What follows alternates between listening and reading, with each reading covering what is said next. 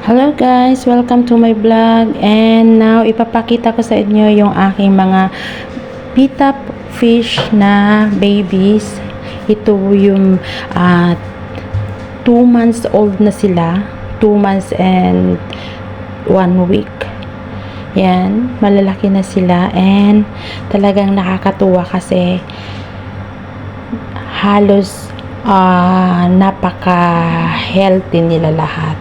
And yan, makikita ninyo, sobrang lulusog nila.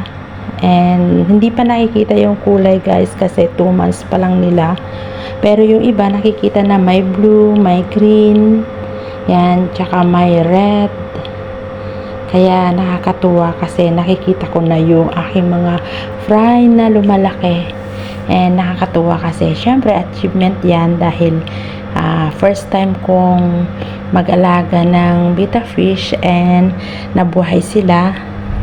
First time ko ding magpaanak ng mga betta, and talagang nakakatuwa kasi nabubuhay na sila. Yan. So 2 months na sila guys. So hindi ko alam kung saan ko ito ilalagay pag lumaki sila. Kaya sa mga gusto ng betta fish, yan, message nyo ako. Kung nandito ka lang sa Hong Kong, bibigyan kita.